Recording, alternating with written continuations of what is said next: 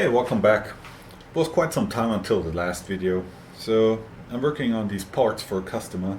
This is 7075 aluminum, and this has a whole bunch of features on it that are at first glance look very complicated, but when we machine it, it's just step-by-step machining, and I want to show in this video how to break down a very complicated part at first glance into a series of very simple machining operations. So I already machined this part on the lathe out of a piece of round stock, turned down the shoulder and finished this OD, chamfered it, and then I took the chuck of the lathe, took it off the spindle mount, dropped it in the vise on here on the milling machine, and I cut these flutes. Now we have a bunch of precision located holes in here, and those are referencing off the diameters here. So I'm re-indicating, I'm just double checking that my mill spindle is still centered over the part. I did the fluting yesterday, and now I'm back to do all the other features, so thermal creep and whatever could have shifted the position of the spindle to the part. So I'm just indicating in and looking for lowest possible deviation on the needle, and I manipulate the XY table of the mill to get it to 0. And it creeped. It moved probably 0.01 millimeters. So I'm re-zeroing my DRO here. I already have a small 3mm starter drill, NC starter drill in a collet chuck, and we will drill 3 holes here, here, and here, and I will get drilled through 3mm and get a very large countersink. Okay, setting the DRO for on the bolt hole or the hole pattern. It's this button down here. Pitch circle diameter in XY plane. Position is 0, 0. That's the center of our part. Diameter of the bolt hole circle is 29.6 millimeters. Starting angle is according to the print at 0. End angle, as we're doing a full circle, is 360. And we want number of holes, we want 3 holes. But with this DRO, if you put in 3, you would have to calculate the end angle yourself, and that doesn't make sense. You can do it, but it's extra steps. So if you put 1 hole more, the number of holes you want to drill plus 1, you can just leave 360 as the end angle in there. Kind of makes sense. There we go. And then it says number 1 at 14.8. So now we just crank the table over until we have a 0 here.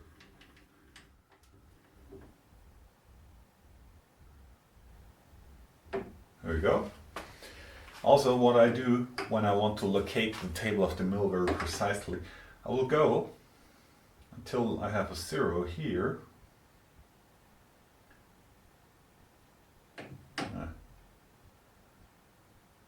0, and then I will back off the hand wheel a little bit. So I take off the pressure of the lead screw. So the table is now just sitting by its own in its position, and I will not lock the table locks because those can shift the table too. Otherwise, if you leave the feed screw under pressure, the table can creep. For example, when you get vibrations when you start up the motor of the mill, or bump the table just by walking by, something like that.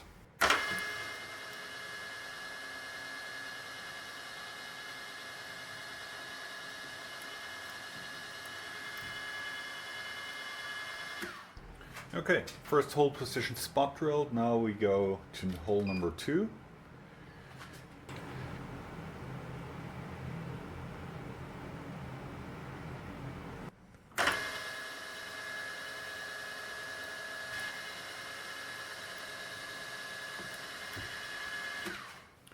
Now we change to a 3mm drill.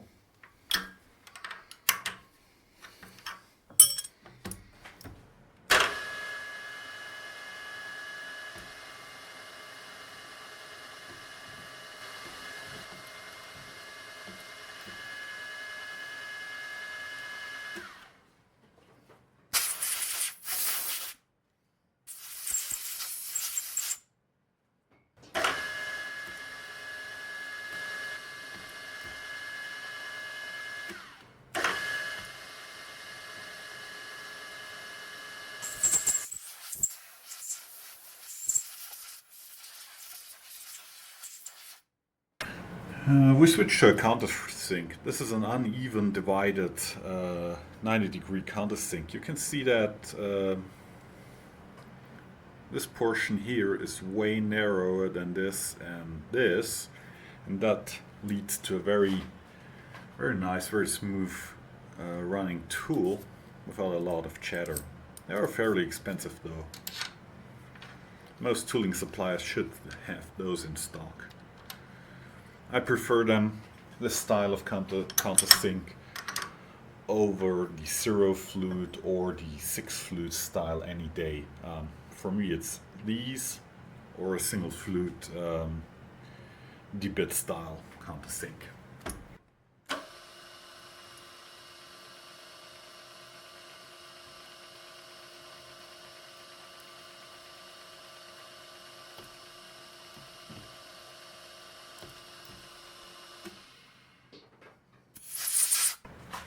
And these need to have a diameter of 10mm, large diameter, so I'm just using a scale.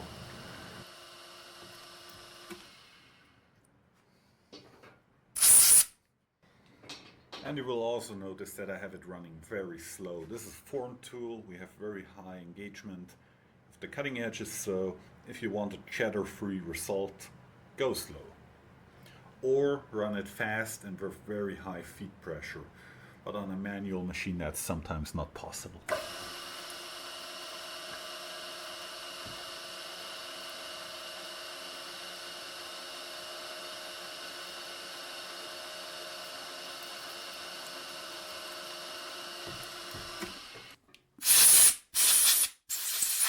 It obviously leaves a burr here at the exit, but we will clean that up by hand later, not now.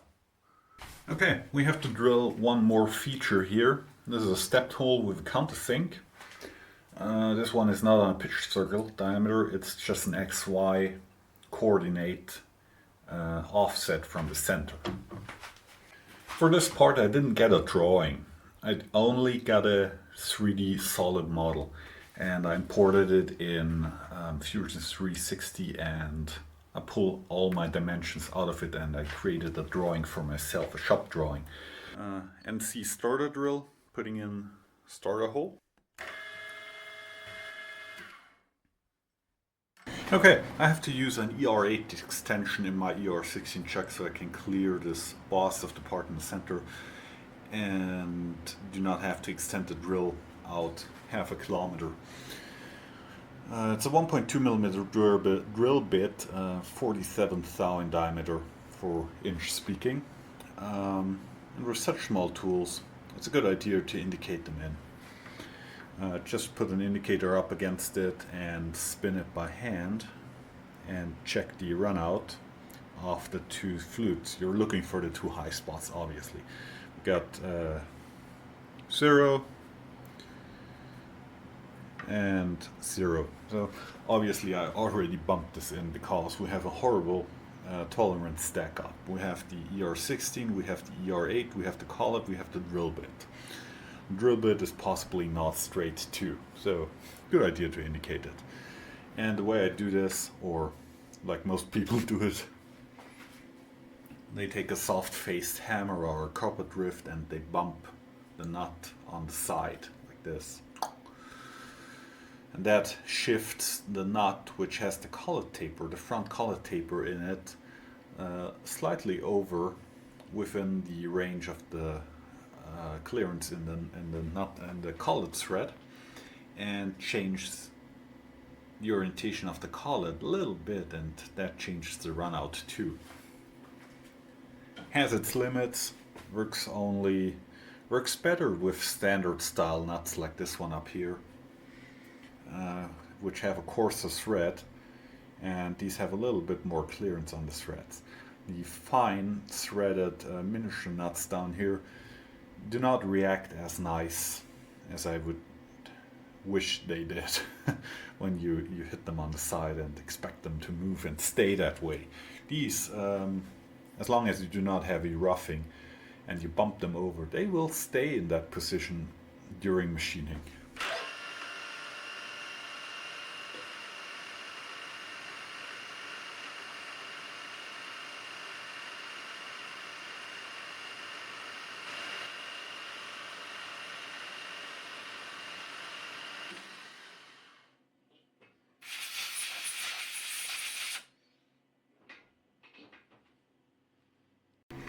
Okay, counter boring with a 4mm carbide end mill, 3 flute, 4mm deep.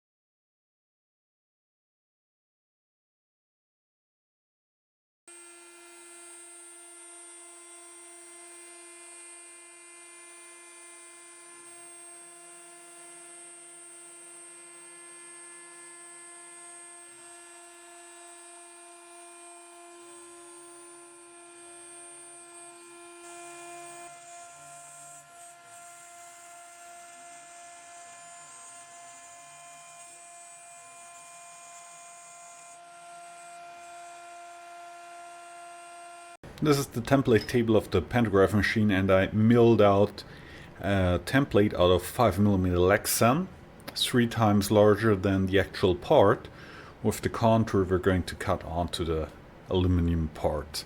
It has a 6mm hole bored in the position that actually is the center of the part, all done in CAD, which is way easier than laying it out by hand.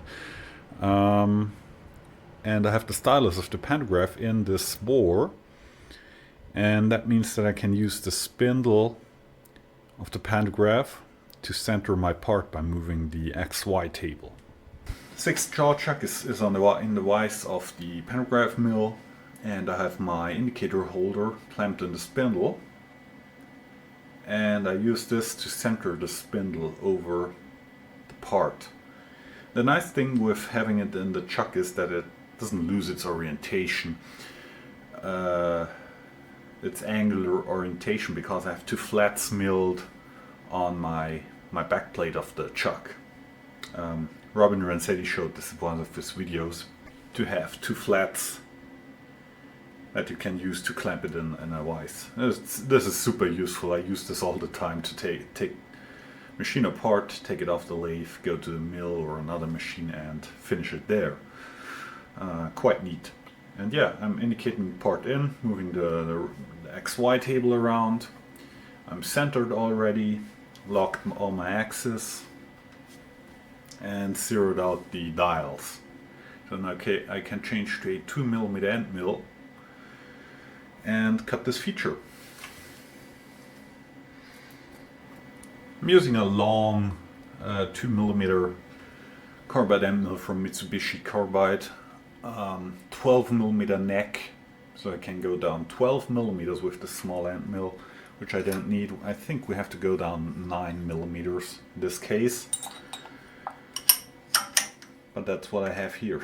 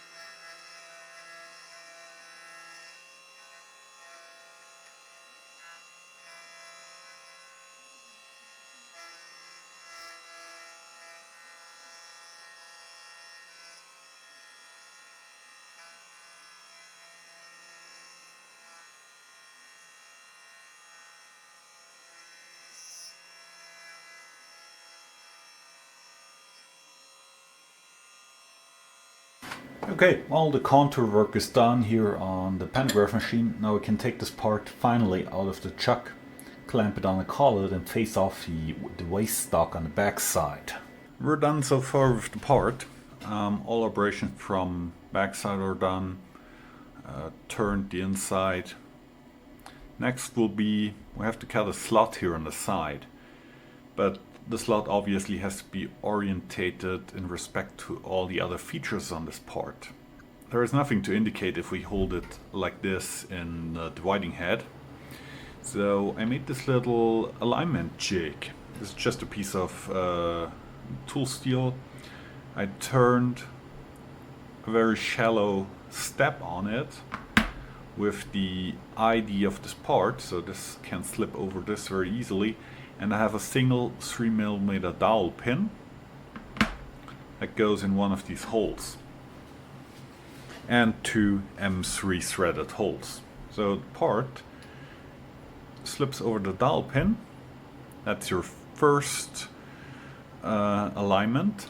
Then it slips over the large center diameter, and that's your second constraint that orients the part. And we put in two screws, two M3 countersunk screws, flathead screws. It doesn't need much torque. We don't want to mess up the aluminum. And the other dimensions of this part are round, square and flat, so when I hold this like this in the dividing head, I can just run an indicator along here and rotate the part until I get this surface here horizontal. And then I have the right orientation. Then I can use indicator and center my y-axis on this jig, center it. Then I have my 0 point where I can start to machine out my slot. It's as easy as that. We could do it in another way too. We could,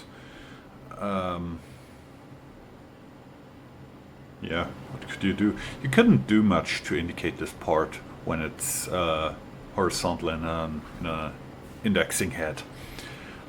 This is in my mind the most sane solution, especially as I probably have to make a few more of these parts, then this jig will pay off very fast. Especially as I have one last operation where I have to stand the part up like this and drill two 1mm holes for dowel pins. We're back on the mill. I have the part in an ER25 collet chuck in the rotary table, and I'm running an indicator along the top of my alignment jig here. And as you can see, it's not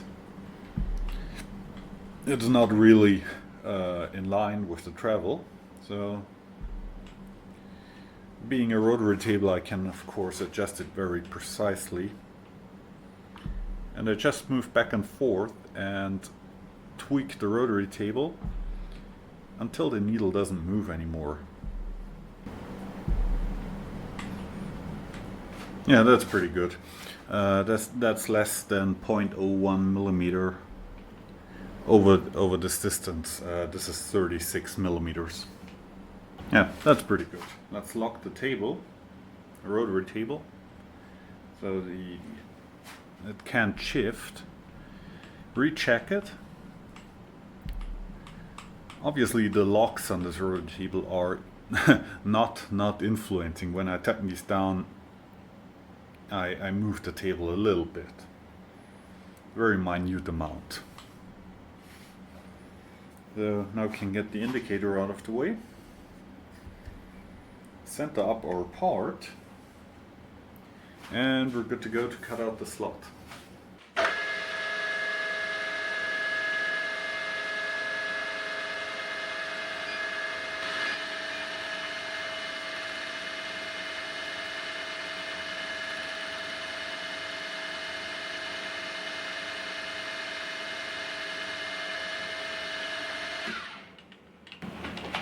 And edge finding the inner face of the jig, which is also the face of the part in this direction. We have of course to take the diameter of the edge finder into account.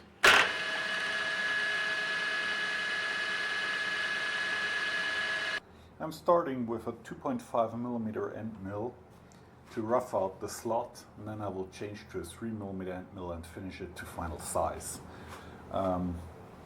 If you try to mill a 3mm wide slot with a 3mm end mill right away, it will look quite ugly because the full slotting cut will deflect the cutter, and in this case I don't want that.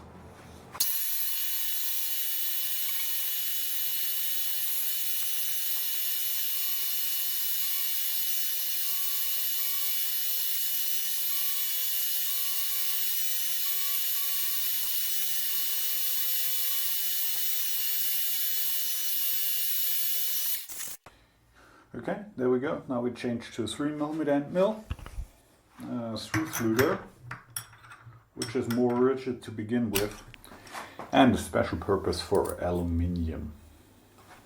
Again, touching off on the top of the jig, from where I took my depth dimension in CAD. There we go. When you touch off with an end mill on the part, be super careful or you will chip the end of the flutes. Especially with carbide end mills and with end mills that have a geometry for aluminium, because those are ground to a more acute angle and therefore more fragile.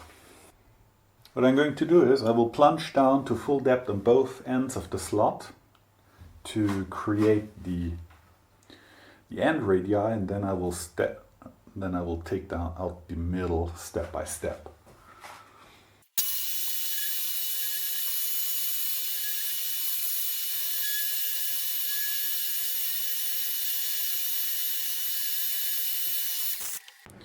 Okay, I flipped the rotary table down on its back. Now we're back in horizontal position. I used the jig to align the part with the travel of the machine again, and now I'm double checking if the location of my bore meets up with everything else. I moved the table over to the XY position of the hole, put in a 1.2mm pin. In fact, it's a drill shank because my gauge pins are about 5 times longer, and I'm using the dial test indicator to check if my hole position is actually true, and it's pretty stinking good. We are well within 0.01mm hole location in the XY plane, which is really good. Take note that I'm indicating very close down to the part on the drill shank here, because if I moved up higher, the flexibility in the drill shank would interfere with the measurement, and also the minimum side-to-side plane, the hole would be result in a way larger measuring error. And down here I basically only measure, I get about 0.01mm play between the drill and the hole. So yeah, that's all pretty good here. So now that I confirmed that my orientation is good, that my center is good, and my hole location is good, I just I use the milling machine just as a coordinate measuring machine, basically. It's way coarse than a CMM, but you get the idea. That's basically the workflow you would do on a universal measuring machine like a Moore. Okay, again, pre-drilling all the end points of the features we're going to machine. This time 2-flute carbide end mill, 4-flute carbide end mill 2mm, and we're running it at 3000 RPM. 3200, that is.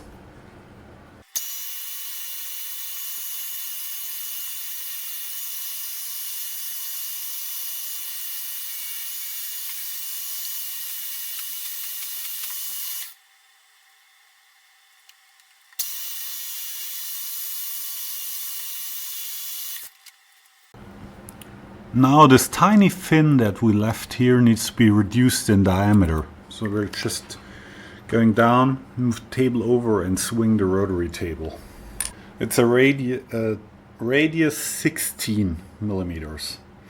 So we need to offset by 16 plus half the diameter of the end mill, 17 millimeters. We're climb milling, so going down, locking the quill, and we're going to feed this direction.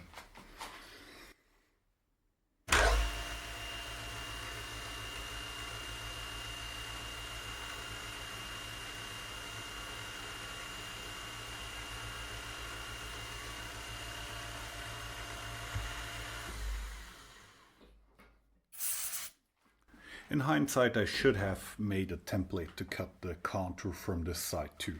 But for this first prototype of this part, I guess it's okay to machine it manually. Okay, now we just need to cut this little ear here off. I positioned the rotary table correct. Picked up the hole in the corner just with the end mill. This is just a clearance cut.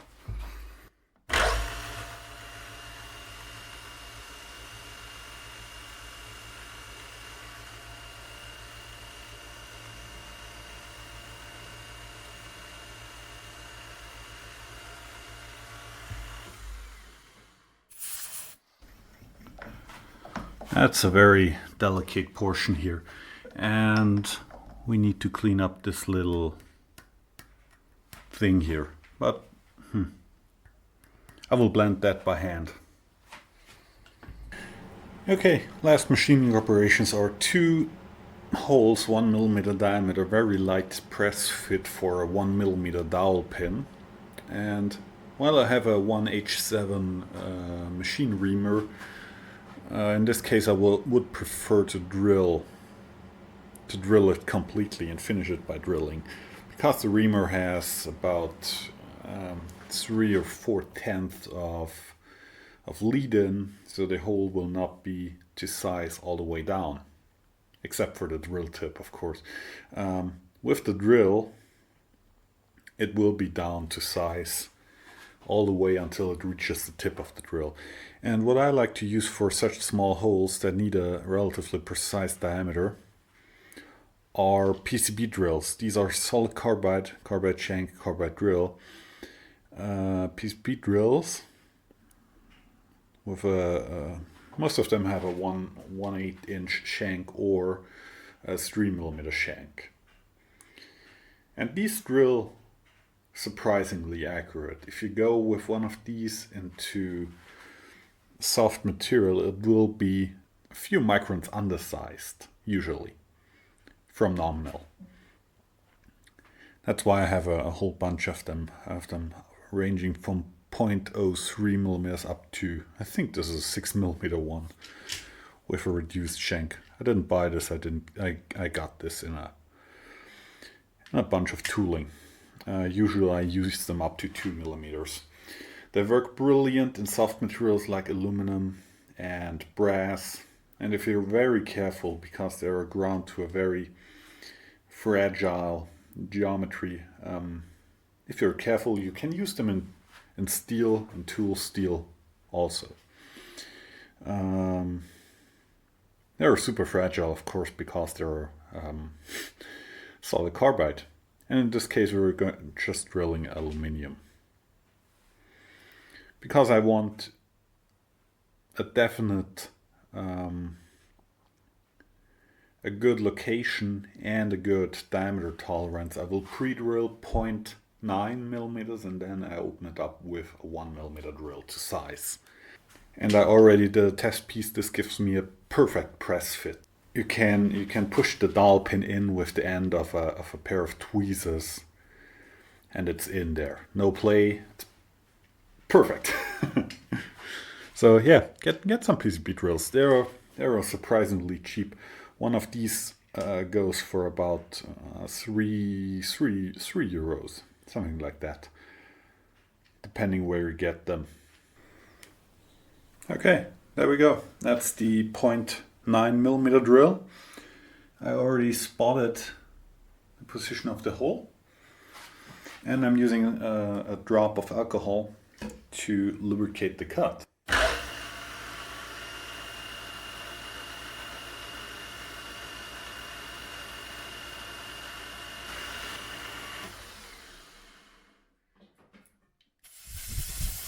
There we go, 2.5mm deep. Now we change the next hole position.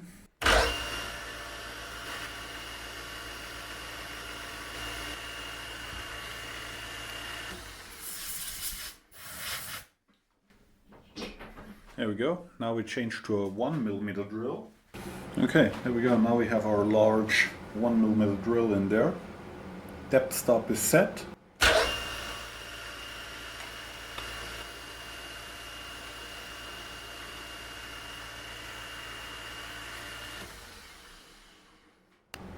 As you saw, it only machined a tiny whisper of material out there, and a 1mm dowel pin will be a tight fit in there. Okay, here's the part. Here are the dowel pins that will go in there. They are 1mm in diameter, 5mm long, stainless steel hardened. I had to order them from Misumi because no one else had them in stock for a reasonable price and in small quantities. What I don't see often done when you're about to press a dowel pin into a part, a delicate part, and an expensive part, check the dowel pin before you hammer it in. Take a magnifier, take it under a microscope, look at it. Check if it was used before, if it has galling, fretting, dings, a rolled over edge, something like that. Just check it, look at it, that it's in perfect condition, and then you use it. Otherwise you will mess up the bore you hammer it in or press it in. Yeah, I see a lot of people just take one random dowel pin and hammer it into an expensive part, and scratching the bores and almost broaching them out if the dowel pin has a burr. So yeah, look at them. This part is almost done. Needs a little bit of hand blending in here and in here. Then it will go into the vibratory tumbler. I will show you that too, because that's a new machine. Okay, I'm using emery cloth and needle files just to clean up the last features of this part before they go into the tumbler. This is just 400 grit emery cloth wrapped around the needle file, and that's very useful to work certain areas of a part.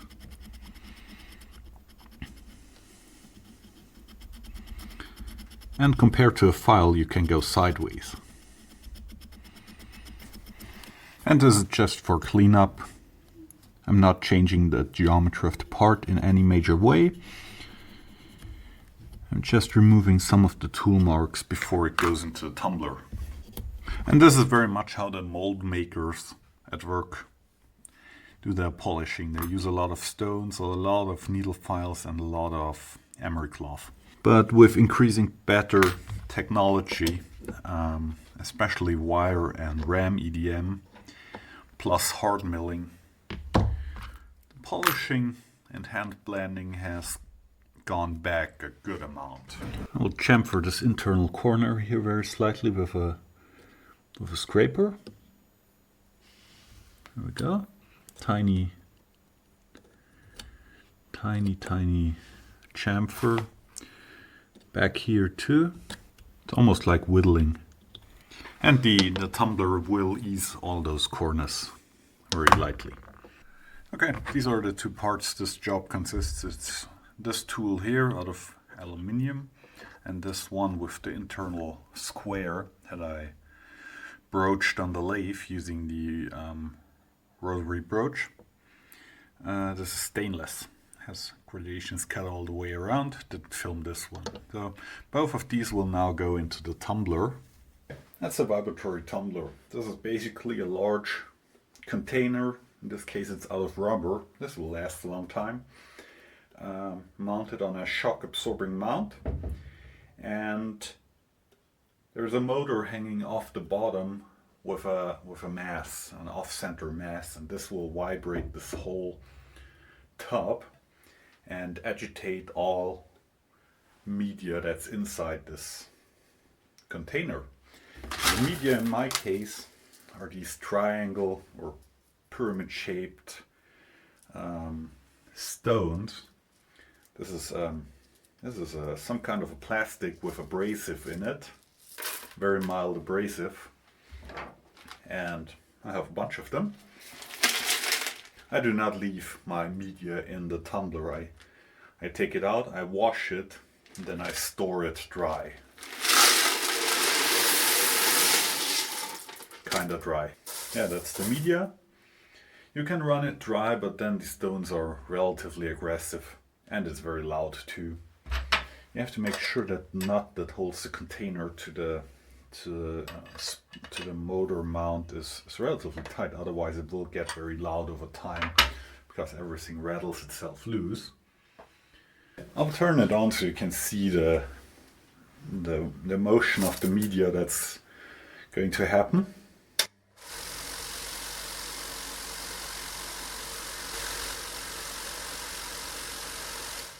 I add usually about 30 milliliters of water, between 30 and 60, one or two of these tiny cups,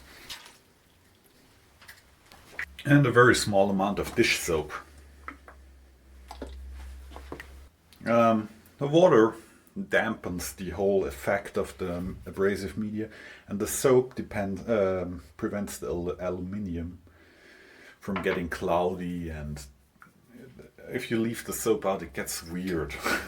So yeah, place the parts in here.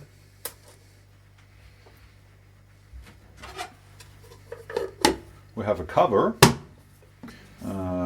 rubber washer, large fender washer, and a nut. Tighten everything down.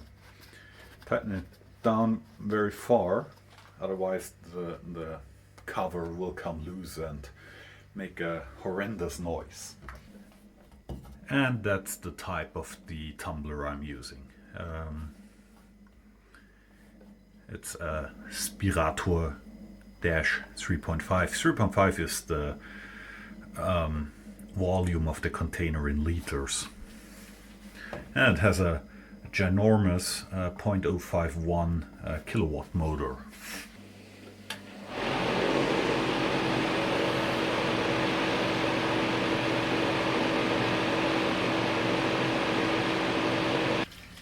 Okay, there we go. Now we can fish out the parts. They were in for about 1.5 hours now, and they should have a nice finish and a nice corner rounding.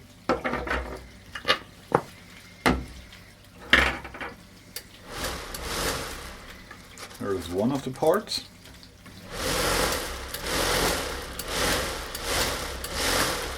I don't like to dig in the stones. I just turn it on for a few seconds and wait until the part rises to the top. If you have a lot of small parts in, you have to dig the stones out and put them through a screen. There we go. Of course, as usual, a stone is stuck in the bore. Ooh. That's very common. Next we will use some ceramic polishing media, 1mm round balls, spheres. But this is already looking very promising. Now we get all the stones out, we wash them in a screen, and we do not let the water with the abrasive and the plastic particles from these stones get into the drain. We have already enough plastic in our water. Okay, here we are after tumbling. As you can see, we have a very nice, very even finish now. Except for the internal corner here. The stones cannot reach in there. Also in this pocket, but I finished this already with some Scotch-Brite. All the corners are very lightly broken and rounded over, and this is just a fabulous finish. Same for the stainless part here, very nice. Even here at this large countersink, we have a nice blend into the flat surface here. I'm very happy with that. That looks instantly like it's $1 million worth. Next I will drop it into the ceramic media for a even finer finish. Okay, one part missing is a M1 screw with a tiny snap ring groove. I ground a 0.3 millimeter parting or grooving tool out of carbide on the deep bit grinder. This is 0.3 millimeter across the width in front here. And I have a M1 stainless screw here, which goes in a 5C collet. And now we will set the stick out. We need about a little bit over 3 millimeters of stick out of the chuck. Clamp it tightly. We do not want to crush the threads. Now we will touch off with the parting tool on the left side of the screw head. This works well with magnification. I did the first one just for testing with a magnifier. Now I'm using the camera with a macro lens, and I'm just looking at the viewfinder.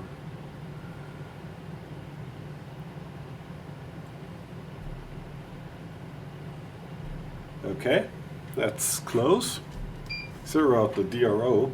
Step over 2.1 millimeters. That's the dimension specified in the drawing. And take a cut. We don't need incredible high speed for this operation, just running at about 500 RPM.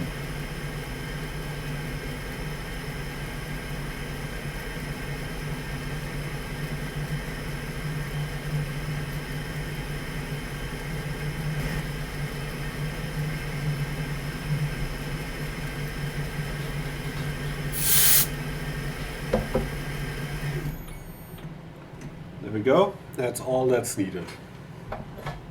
There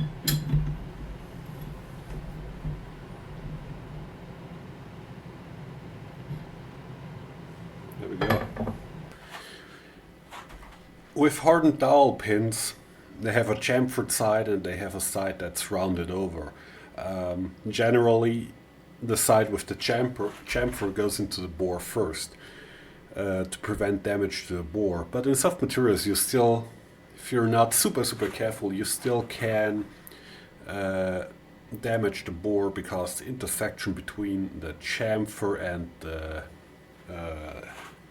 centerless ground pin is still an edge. So in soft materials like aluminium, it's a good idea to take a stone and just round over this edge. For example, in the lathe.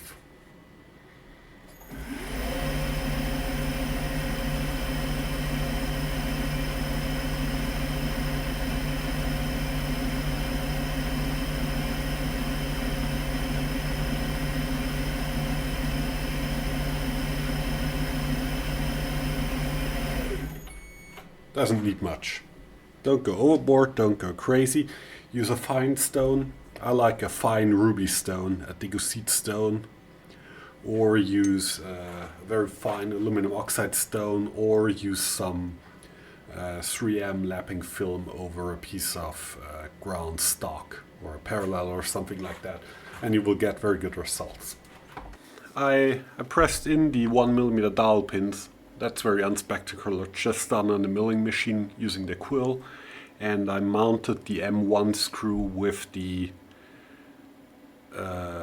snap ring. It's a E-type snap ring. This is just so the screw is captive in there, it doesn't fall out when you handle this part. So yeah, those both parts are done.